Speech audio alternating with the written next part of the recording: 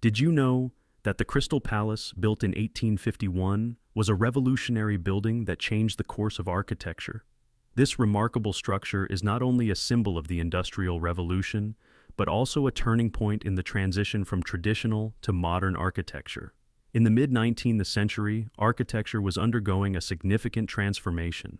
The Industrial Revolution had introduced new materials like iron and glass, which allowed architects to break away from the constraints of stone and brick.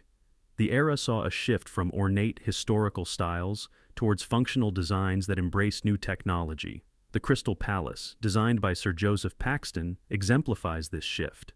As Henry Russell Hitchcock and Philip Johnson emphasized in their writings on modern architecture, the use of iron and glass in the Crystal Palace represented a new architectural language that was both expressive and practical. Sir Joseph Paxton, originally a gardener by profession, became one of the most influential figures in 19th century architecture due to his innovative approach to design. His background in horticulture influenced his architectural philosophy, particularly in the integration of structure and nature. As Kenneth Frampton discusses in Modern Architecture, A Critical History, Paxton's work on the Crystal Palace was guided by his belief in the harmony between engineering and the natural environment. This philosophy was a precursor to later architectural movements that sought to blend technology with organic forms. The Crystal Palace was a groundbreaking project in many ways. Constructed in just 9 months, its modular design used prefabricated components, allowing for rapid assembly and disassembly.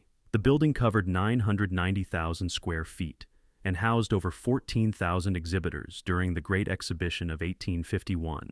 Paxton's design was based on the principles of modularity and repetition, with a grid of iron columns and beams that supported large sheets of glass.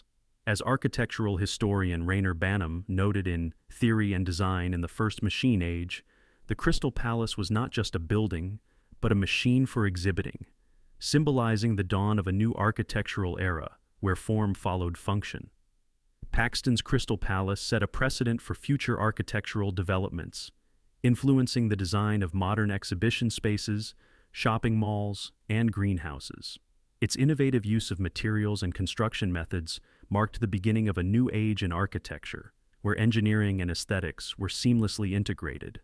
This approach would later influence architects like Ludwig Mies van der Rohe and Richard Rogers, who continued to explore the potential of industrial materials in their work. For more information, look at the suggested references on this slide.